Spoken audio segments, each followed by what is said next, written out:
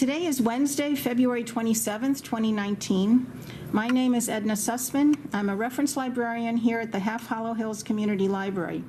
We're interviewing Dr. Anthony M. Capone, a World War II Army veteran, as part of our Veterans Testimonial Project and in collaboration with the Library of Congress's Veterans History Project. Thank you so much, Dr. Capone, for your service and for participating in our project today. Dr. Capone, where and when were you born? I was born in Brooklyn, 1927. And who were your parents, their names and occupations? My father was a life insurance office manager, and my mother was a homemaker with 4 children. Wow. And what were their names? Well, I was the oldest, the boy, and then there were 3 girls, Anne, Marie, and who? Joanne. And Joanne. Joanne. And your parents' names? My father's name was Jerome, and my mother's name was Helen. Okay. My father, when he came as a boy of 15, and he had to stop at the Ellis Island? Ellis Island. Where did he come from? From Sicily. Ah. And he was 15. Wow. He spoke no English, and they said, "What is your name?" And he said, "Girolamo." And they said, "What? Say it again, Girolamo." And the men at the table there couldn't make out what it is. So one of them said, "Sounds like Jerome to me." You're kidding. And that's the name that has grown up. Wow. My son was named after him, and he's now Jerry Jerome Capone. Wow. That's funny. Did he come by himself? Yes. The parents, poor economic conditions in Sicily, where they came from, where he came from, and they arranged with family friends who lived in Brooklyn. And when he came, he found a job as in construction. At 15? Yes. Wow. So he worked for whatever time, a brief period. And one day he was walking along the street in Brooklyn, Bay Ridge, 86th Street and 5th Avenue, I think. And he saw a sign that said, "Salesman Wanted." So he went up, he got a job. In 1 year, he was assistant manager. The second year, he was manager of the office. And he was still a teenager. Well, whatever, Almost. 17, Yeah. 18, Wow. whatever. And he eventually got a high administrative position in the company. That's an interesting story.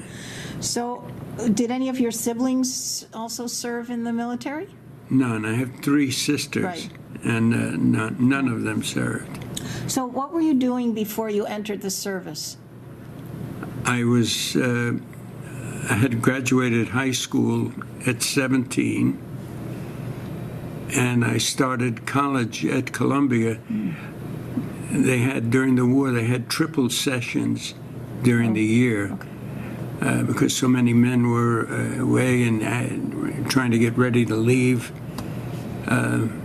So I was at Columbia, and I got in, several semesters before I got into the service. Well, and then did you enlisted? I was drafted at drafted. 18. What year was that? 1945, 45? yes. And that was into the Army. You didn't have a choice, right? I didn't have a choice, but it was the Army. So, After basic training, we were transported to Staten Island before that, so where was basic training? in Maryland. Fort something? I can't remember. Okay, that's fine. And so, how long was the training, basic training? Oh, 8 or 9 weeks. That's Okay. it. And then, after basic training, did you have additional training? No, we went to Staten Island, Okay. and we got on a ship. We all thought we were going to Germany. They had issued us heavier clothing and so on.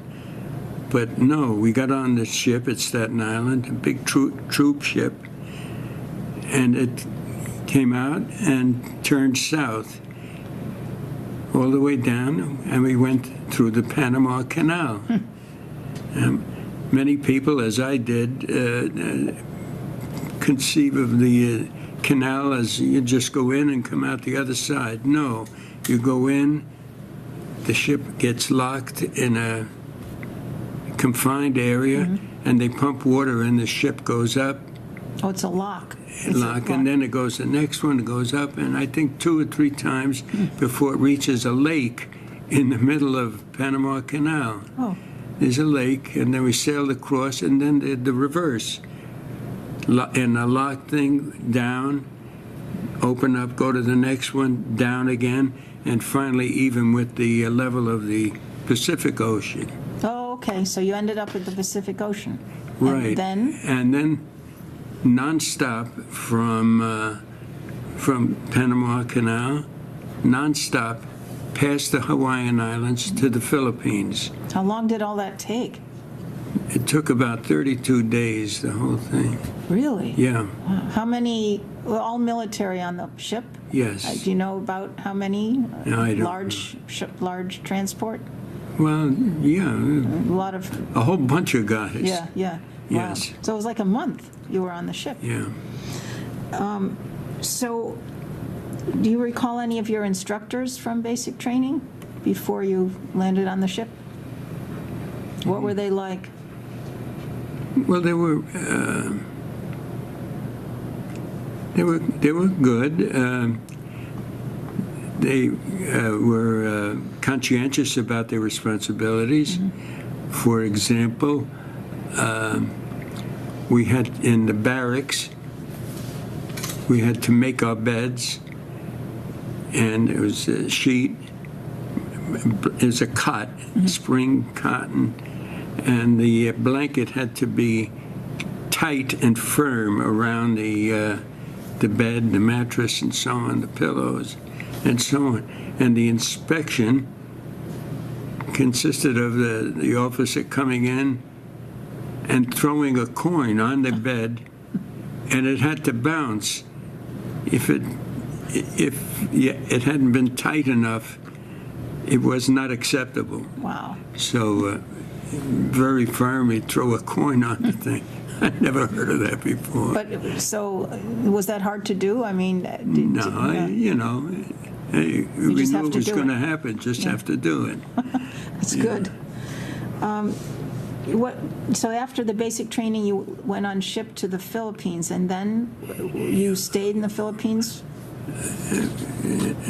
In the Philippines, through the Panama Canal, landed there, and we were waiting to be deployed, and over the loudspeaker said, "Private Capone, report to headquarters company immediately." Oh. And the guys that are on the ship with, I won't use the word, is, "Capone, what the F did you do?" I said, "I didn't do anything. I've been with you guys. I have no idea." So I reported, "Sit down, soldier. You've been to college?" I said, "Well, I graduated high school at 17, and they were doing triple sessions during the war. So I had been accepted to Columbia, and I attended classes, and I got 3 or 4 semesters of work in." "Did you have biology?" "Yes." "Chemistry?" "Yes." "Math?" "Yes." "We need a medic in a MASH unit. Oh, you're kidding. Do you want to be a medic?" I said, "Sure." Oh, wow. He said, "Get your gear, come back in 10 minutes. Wow. So I went back, and the guy said, "What happened? Where are you going?" "I have to go. I are a medic." Wow. So we got on a 6x truck, it has the canvas over, and we had a rifle. Even though Japan had just surrendered, many Japanese soldiers refused to accept the surrender. And so we went, we had our rifles, and drove for about an hour and a half into the jungle somewhere. And we passed caribou, rice paddies, thatched houses on stilts with naked kids, you know, Really? we just, and so finally we came to a clearing, and it was, there was a doctor and 7 or 8, Nurses or beds or? us. Oh, military personnel, Yeah, and not interns, I can't think of the word. residents? No, medics. Medics. Thank you, sweet. Medics. Was there like a building? Was it like a They, hospital or? yes, it was a building. I mean, No, like not stone or anything, just like a tent building? tent kind of thing. So, show the soldier where it's them bunking. So, it was a platform 2 feet above ground, a wooden platform, and it had a wooden frame around the cot. And it had screen, because at night when you slept, you had to roll down the screen? Netting. Oh, the netting. netting, thank you, and you had to tuck it in, otherwise, because it happened one night, I wasn't aware of it, the insects bit your lips, nose, eyes, puffed, everything. And I had to they gave me a shot of adrenaline. Wow. And Did you have to did they have shots at that time, like malaria and things like that, before you left? Did you get, do you remember if you got? I don't remember. Yeah. Huh. Well, so after that, I knew enough to put the mesh around the bed and so on. And then report. So I reported to a MASH unit. There was a doctor, and then what's the word I'm looking for? Medics. Medics. And there was a line of 10 soldiers, and they said, we need a test tube of blood from each one of these soldiers. They have gonorrhea and, all kinds of sex-related diseases. I said, I'm sorry, sir, I've never done that. That's why I'm doing in the first one. You finished the line. The second guy went, Oh, my God. They didn't show you any of this? Why didn't they have No. like little training after basic? I'm telling you exactly the way it worked, Wow. the way it occurred. He did the first one, and he left, and he gave me and I had a set of needles, and so I did the first one, and I missed the vein, and I pulled it out, and he got a big bean on his arm there. And one of the other medics came over. He said, when you miss the vein, do not pull out the needle. He said, always keep it under the skin, otherwise you can get the bean. Oh. So I finished that one, and by the end of the line, I was an expert. Wow. Unbelievable. And you were okay with the blood and all that? Yeah. That's very admirable. Wow. But one night, 2 nights, every week or 2, you would get night duty. And we had a manual alarm clock. You had to wind it up, and we had to set it, like for every 2 hours, to give the soldiers that were there antibiotics because they had venereal disease. Oh, wow. And we used to have to bend down, pull your pants down, and inject them in their rear end. Wow. And so we had to do that. Wow. Were there? And one night, they brought in a soldier who had a big gash on his head. You could see the skull, Oh. And so I went to the captain, who was sleeping. It was 2, whatever time it was in the morning, during the night. And I told him, he said, What you're waking me up for? You seen us do it, you do it, and don't ever wake me up again. You're kidding. Oh, my God. So I went back and I sutured his wound. Had you ever done that before? No, but I had observed it, so I did what was called a mattress stitch with forceps, and then tie it without touching them. Tie it, and then sit, and then doing a next one with a mattress stitch. Okay. And Was I did he it. conscious, the soldier? Sure. Really? You know. You didn't have to knock him out? No. So. Wow, that's amazing. And after that, well, this is down the road, but you didn't want to go into the medical field after. You didn't? Wow. How was it adapting to military life? You know, the physical regimen and the barracks and the food. How was that for you? It was fine. It just, whatever it was, and that's all. And you were with the guys, you know, there was a little horseplay, kidding around, or eating, hungry, or How was the food? The food was acceptable. I mean, they had a kitchen there, right? Yes. It was like a base. You were on an American base. Yes. Yeah. So, was there any kind of social life there? When you were off duty, what did you do? Well, once, I recall that once we were able to get permission and so on to go into Manila, because we were not stationed in Manila, we were stationed, Just outside? well, about an hour or so away. So, and walked around. People were very nice, very, I use the word lovely, but, you know. Warm, welcoming? Warm, thank you. So they were happy the Americans were there?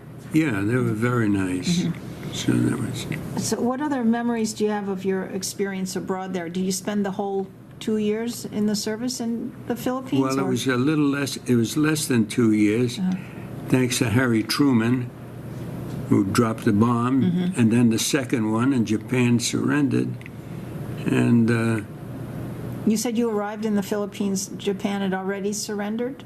Was it 40? yes, but there were many Japanese soldiers who refused to accept. So we had military around us, and. It was still kind of dangerous, huh? Well, it was. You know, on one particular occasion, I had to go with my rifle, the driver, and so on. We went down. There was a body down at the water's edge somewhere. So I had to pick him up. We wrapped up the body and so on, put him in the ambulance, and we drove back. Was that an American, or who was It it? was an American. And it was in a suit, a business suit. And we don't know if he was, I don't know, CIA or some, whatever. But he was already gone. He was dead, yes. Wow. So we brought him back. And nobody knew how that happened? Had he been shot, or? Well, I just brought him back, and then the officers took care of that. What kind of friendships and camaraderie did you form while you were in the service?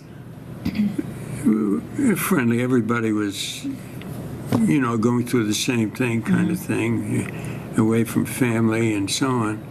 And I had one friend in particular who was good, John Zwanzik, and we used to tease his name, DZWONCZYK. Well, that's a hard one. Zwanzik. Zwanzik. And we maintained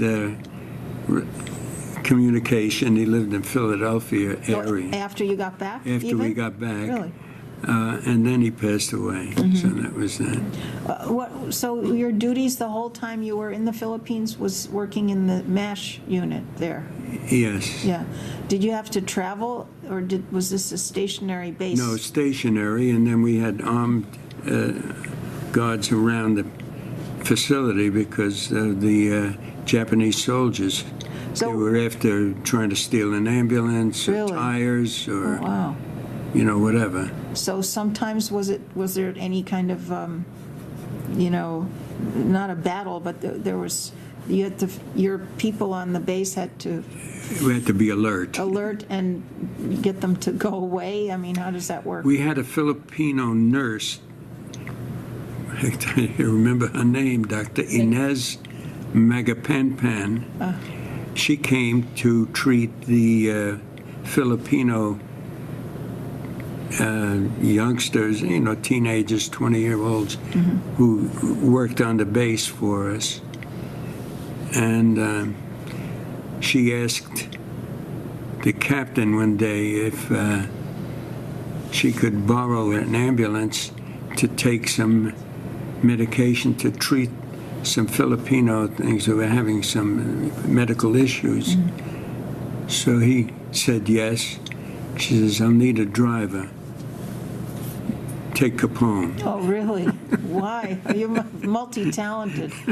Wow. Well, I had to drive the ambulance. We had rifles with us and so on. And Was it just you and her together? yes, So what about protection? Well, I guess you have your own rifle, and that I was had it. my rifle.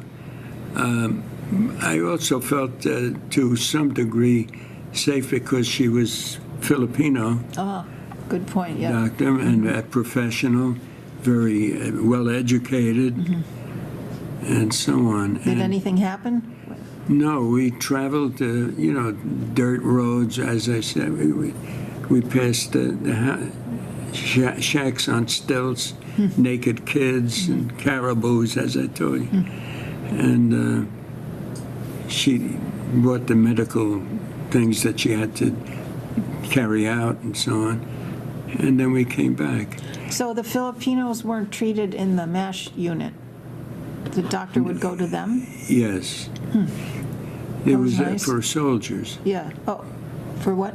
For soldiers, for the Army. Right, but you said she treated some of the kids there. Oh, she treated the Filipinos Right. who worked the Oh, because they worked in the unit. they worked the grounds, they cleaned up, So they got medical care from Yes, the from MASH her. unit. Okay. As a matter of fact, after I was discharged and home, she came to visit me and my family. Oh, how nice.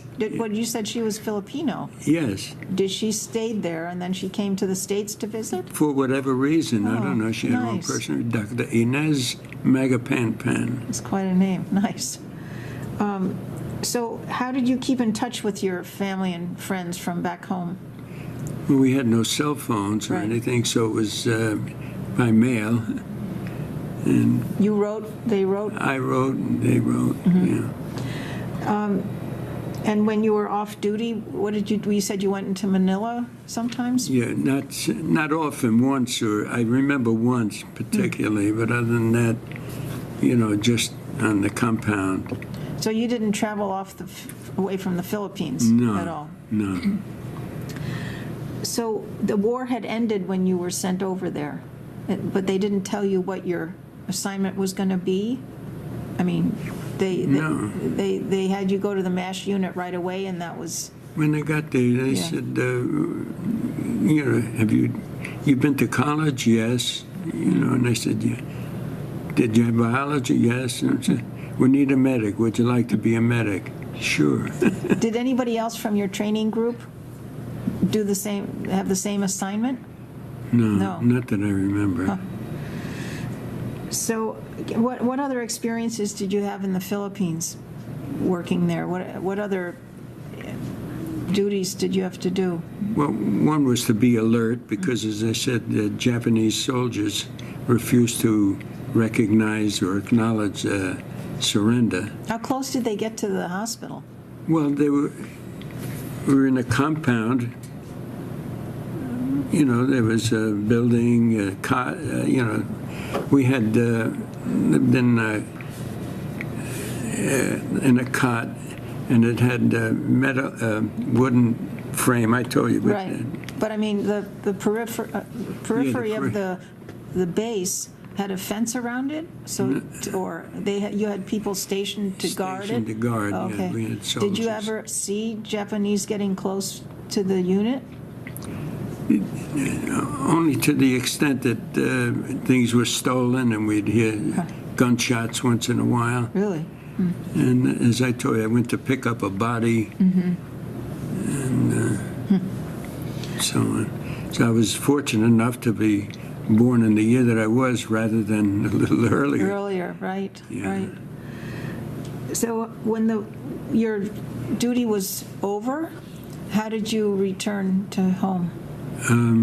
Or did you get the option to Oh, yeah. Well, you had to meet with the officer, and you tried in every which way to re-up. Really?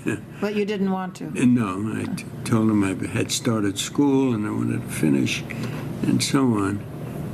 And so I got on a ship, and it came from the Philippines, and the ship came back to Fort Ord in California. And it was discharged there, and they gave me I think it was $168 to get home. On your own? I mean, you had to On make my the own. arrangements? I was discharged right there. Ah. So I had never been on an airplane before, but I and another couple of guys, we got reservations on an airplane that left from California to New York, two-propeller plane, Really? no 7 stops. 7 stops. Wow. Across the country, you kept stopping. One stop was a place I had never heard of, Ypsilanti, Michigan. Well, I've heard of Ypsilanti. Have you? Yeah. It begins with the letter Y. Yeah. Ypsilanti, Michigan. And then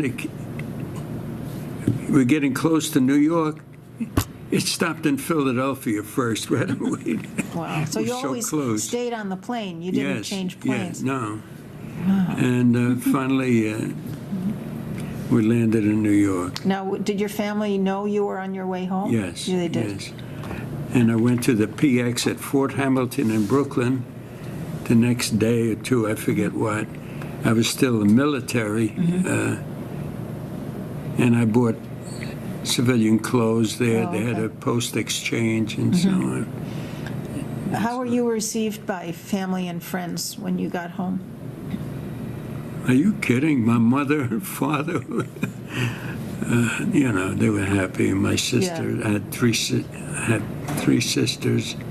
So at that point, you were 21 or 20? Yeah, 20, 21. So did Columbia, you returned to school? Right back? I went right back, and I graduated. I got my degree the year that I had started out with. Don't ask me how I did it. What do you mean? You got your degree. How much longer did it take to get? I graduated with the class of 1948. I graduated high school in 44, entered Columbia. Wow. I was supposed to graduate 48, instead went overseas, back again, and I graduated with my class. So you were in school again for only like a year? Yeah, and I took triple sessions. Oh, I and, see. A lot of credits in one semester and so on. Wow. So what were you studying? Did you had a major? I had a major. At first, I thought it was going to be medicine, but I switched. A friend of mine told me that he was going to Teachers College at Columbia. So I got my master's, my bachelor's at Columbia, my Master's? master's, and my EDD, a doctorate at Teachers College, Columbia. Wow, nice. Very nice. So I did What that, made and you I got a job, and I started teaching Where was that? in West Babylon, West Babylon, Long Island. Long Island, and I became junior high principal, assistant superintendent, Wow. and so on. And then full superintendent after? I did temporarily because the superintendent got sick, and I did it, and I told him I was retiring. My wife contracted MS, Oh, and she kept calling, "What are you doing? Don't they know I need you?" and so on. I had to call my neighbor to pick me up. I fell. oh, So I said, "That's it. I retired." retired. early, at an early age, and came home. I found out after a year that I was not knowledgeable enough to take care of her needs with the MS. And so we got an aide to live with us and so on. Nice. And eventually she ended up in a nursing home. Oh, I'm sorry. What made you decide not to do medicine after your stint in the MASH unit? I don't know. I think about it, but I don't know. Or rather go into education instead? That's a big difference Yeah. from medicine. But I enjoyed the education. I liked did. being in front of a class with the kids. I had a very nice relationship with family, parents. Where did you start out in, what grade, what level teaching? I started with this in science. High school? High school, junior high, Junior high. high school. Oh, okay. And Physics. Physics too? and then I taught. The superintendent called me up. I had become chairman of the science department by that time. And he had hired a physicist from the NASA program, and he kept bragging about it to all the other superintendents. What he didn't know was the guy didn't know the first thing about teaching. He would go to the blackboard writing, looking at the blackboard writing, and the kids were climbing out the window. It was chaos. Yeah. So he had to fire him. And he said, Tony, he said, you're going to have to teach physics. I said, Pete, Tony, where am I going to find a physics teacher 3 months into the semester? So I did, and I taught it for 3 years. Wow. Did you like it? I liked it. And the students, I had them in biology. Oh, So they knew me. And nice. it was good relationship with them and their families. Before that, so how were you adjusting to civilian life once you came back before you, well, you went right back into college, so it was a little Yeah, different. a little different. You weren't working right away. Yeah. The family was happy to see me. And you lived at home? Neighbors lived at home. Yeah. Puggy. My friend Puggy, we had grown up together. We were good friends, but he was sent to Germany and I was sent to the Philippines. But we came home at the same time. Really? The semesters, we still had to finish our degrees at college. He was at NYU, I was at Columbia. And so we still had about 3 or 4 months before we could pick up a class again. So we used to meet at his aunt's house. She was a young woman with little kids and very personable and happy to associate with young people, students. Sure. And so. Nice. So we'd go there, drink coffee, smoke cigarettes. You smoked? Jeez. Well, the Red times Cross were used to different. give us cigarettes. Amazing. Really? As soldiers? Do you know that? Yeah, as I did not soldiers. know that, no.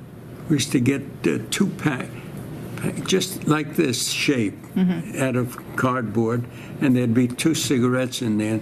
And the Red Cross used to hand them out to the soldiers. Well, everyone smoked back then, it seemed, you know? Yeah. That's what people did to relax, Yeah. I guess. I can tell you when I stopped smoking. Oh, yeah? When was that? Well, I had 4 children, and we were having supper. We always ate together. And the oldest was Jerry, Tom, Susan. Susan, and Linda. And my wife, while we were having supper at the table, all of us, he says, I have news for you. Your son was sent home from school for smoking. It was Jerry. How old was he then? A high school student. What was he, 16? Huh? 17, something like that. Your son, not our son. Your son was. So, I said, what's the matter with you? You stupid. He said, Dad, you're holding a cigarette in your hand while you're telling me that. Mom is smoking. Oh, she smoked also, your wife? And your ashtray's on the table. I said, you see this cigarette? this is exactly what happened. See this cigarette? It's the last one I will ever smoke. Wow. And you'd better not smoke anymore. I put it out. Good for you. And I held to it. The next couple of days, crises in school, I would have lit a cigarette, but I stuck Wow. to it. Did your That was wife stop too at that point? virtually, but she had MS. I didn't want to force her to. Yeah. But your son she didn't. gave up smoking. And your son didn't smoke anymore. Nobody smoked. Good. Unless they're not telling me. That's good. No smoking. So you said you remained in contact with the friend. Well, one of them, One of them. and who lived in Philadelphia, but he's since passed away. Are you a member of any veterans organizations? I am not, no. How do you think your wartime experiences affected your life? Your military service affected your life? Well, resilience, self-reliance, Discipline with the discipline, bed? Making the bed? Making the bed. Discipline. I still make the bed every morning when I get up. That's very important. That's excellent. Am I right? That's excellent. So what are some life lessons you learned from your military service? Life lessons. Well, as I said, self-reliance, believing in yourself and being, I don't know. Okay. How do you think your military service impacted your feelings about war and the military in general? I respect and admire the men and women who are in the military very much. They have great responsibilities and so on.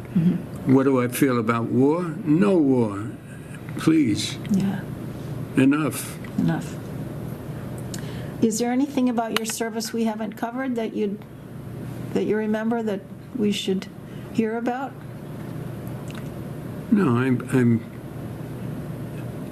not happy that situations, required that I get into the military, but it contributed to the person I am today. In a good way. In a good way, yes. Is there a message you'd like to leave for future generations who might view this video? Any message? No war. That's a good message. Okay. Thank you so much, Dr. Capone. Anything else? We're good? Thank you very much. Thank you very much for your service and sharing your memories with us. Thank you.